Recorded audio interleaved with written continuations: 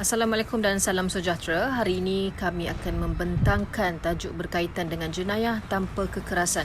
Ini adalah ahli kumpulan saya, Nur Ardini binti Anwar dan Nur Azwani Nabihah binti Abdul Rahman.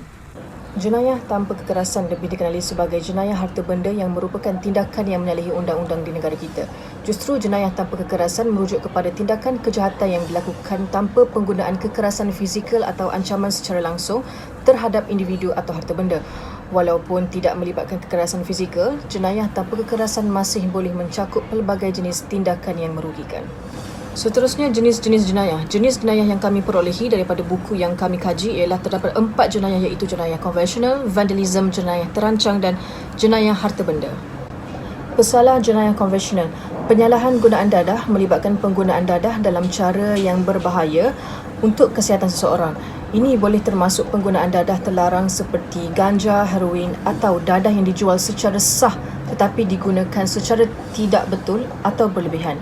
Penyalahan gunaan dadah dapat menyebabkan masalah kesihatan fizikal dan mental serta memberi kesan negatif terhadap kehidupan sosial dan ekonomi individu tersebut.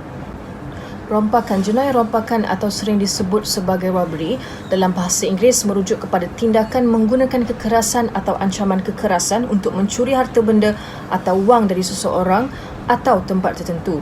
Ia adalah salah satu jenayah kekerasan yang serius. Seterusnya adalah jenayah mabuk.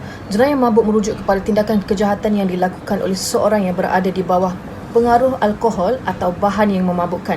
Pengaruh mabuk boleh berubah tingkah laku dan penilaian individu yang boleh menyebabkan pelbagai jenayah atau tingkah laku yang tidak terkawal.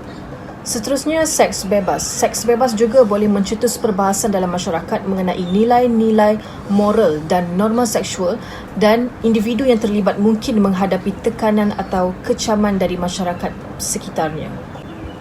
Pelacuran. Istilah jenayah pelacuran seringkali digunakan untuk merujuk kepada aktiviti pelacuran yang melibatkan tindakan atau aktiviti yang dianggap sebagai kesalahan di bawah undang-undang tempatan. Pelacuran atau prostitusi adalah tindakan mendapatkan bayaran atau ganjaran untuk perkhidmatan seksual. Pecah rumah. Jenayah pecah rumah merujuk kepada tindakan masuk secara tidak sah ke dalam kediaman atau bangunan yang niat untuk mencuri atau melakukan jenayah lain. Ini adalah satu bentuk jenayah konvensional yang sering melibatkan pencurian harta benda atau pencarian untuk mencari barang berharga. Vandalism. Vandalism merujuk kepada tindakan merosakkan harta benda, hiasan awam atau harta awam tanpa kebenaran atau tujuan tertentu.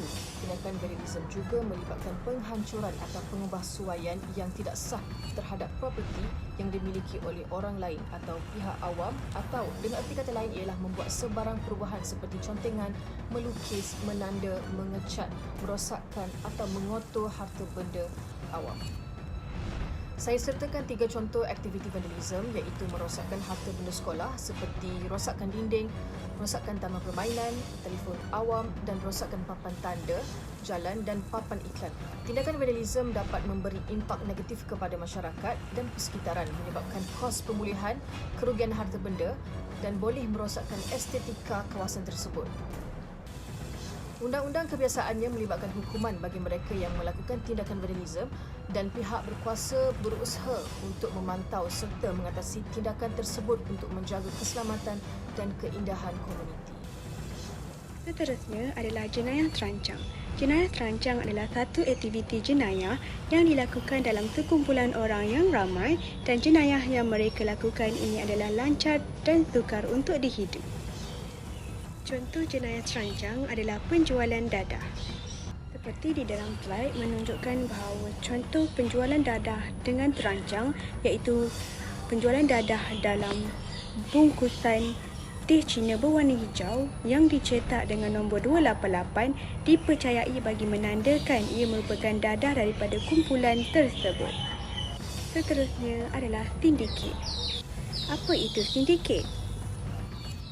Sindiket merupakan kumpulan orang yang bersatu menjalankan kegiatan-kegiatan haram seperti menjual barang-barang secara haram, menyelundupkan sesuatu, membuat wang palsu. Kumpulan atau ahli syarikat perniagaan yang bersatu untuk melaksanakan sesuatu projek secara bersama dengan secara haram. Di dalam slide menunjukkan contoh-contoh pelakuan sindiket dalam penyeludupan dadah antarabangsa oleh mafia yang dapat ditumpaskan. Menerusi perbualan di ECROCHAT, Mahir mendedahkan pembabitannya dalam jenayah terancang selama lebih 20 tahun dan sudah membekalkan banyak dadah dengan anggaran puluhan juta pound ke seluruh Eropah. Dan terakhir sekali adalah perdagangan manusia. Menurut Palermo Protocol, pemerdagangan manusia bermaksud satu tindakan yang merekrut, membawa, memindah dengan menggunakan kaedah ugutan, kaedah memaksa atau penipuan yang lain. Di samping itu juga, ia melibatkan tindakan menculik, menipu, salah guna kuasa dengan mendapat bayaran atau faedah daripada mengawal seseorang. Ini adalah contoh pemerdagangan manusia yang dilakukan terhadap kanak-kanak. Ini pula adalah contoh pemerdagangan manusia yang melibatkan kematian. Seterusnya, jenayah harta benda. Jenayah ini adalah melibatkan sejumlah kecil kerugian atau kerosakan dan kebiasaan aktiviti dalam jenayah harta benda ini adalah seperti mencuri sesuatu benda. Antara contoh jenayah terancang dalam pencurian harta benda adalah kes pecah rumah. Ini merupakan sumber daripada Jabatan Perangkaan Malaysia 2020. Seterusnya adalah kes curi van, lori dan juga kereta. Dalam slide ini menunjukkan angka pencurian kereta, van dan juga lori. Terakhir sekali adalah kes curi motosikal. Dalam slide ini menunjukkan data perangkaan kecurian motosikal sehingga tahun 2020. Dalam semua statistik yang ditunjukkan tadi adalah bahawa semua kes jenayah harta benda mempunyai kadar penurunan yang baik dari tahun-tahun sebelum ini. Ini menunjukkan bahawa usaha pihak PDRM dalam membanteras kes jenayah harta benda di Malaysia adalah berkesan sehingga membawa kepada penurunan kes secara berterusan.